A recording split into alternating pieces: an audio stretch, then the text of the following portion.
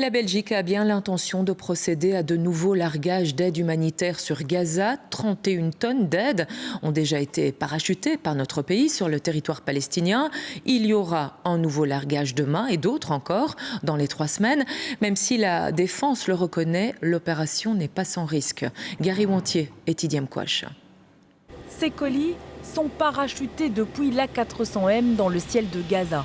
Depuis une semaine, la défense belge a déployé 50 militaires en Jordanie et participe à des largages coordonnés de l'aide humanitaire à la population de Gaza.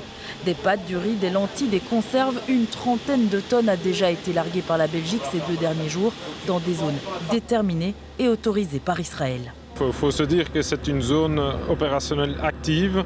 À un moment donné, ils arrêtent les hostilités, ils arrêtent les attaques pour permettre justement de faire les largages. Et après le largage, la journée recommence pour les Israéliens. Le largage de ces paquets ne sont pas sans risque. Des tonnes qui tombent littéralement du ciel peuvent faire des dégâts, mais la défense belge dispose d'une grande expérience en la matière, avec aussi des colis minutieusement préparés. La défense a conscience que ces parachutages sont anecdotiques, mais aujourd'hui, ils sont essentiels.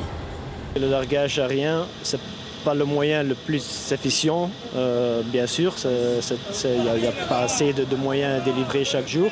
Mais c'est peut-être pour l'instant le seul moyen effectif qui est possible. Donc si on ne fait pas ça, il n'y a rien. Donc je pense que c'est symbolique, oui, bien sûr, mais c'est quand même quelques tonnages par jour d'aide humanitaire.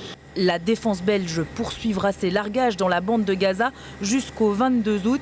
Elle espère pouvoir parachuter jusqu'à 250 tonnes en fin de mission. Gaza et les intentions du Premier ministre israélien Benjamin Netanyahou affirment qu'Israël doit vaincre totalement le Hamas pour libérer tous les otages israéliens. Le Hamas, on le rappelle, c'est le mouvement islamiste au pouvoir à Gaza, celui qui a orchestré l'attaque sanglante du 7 octobre 2023.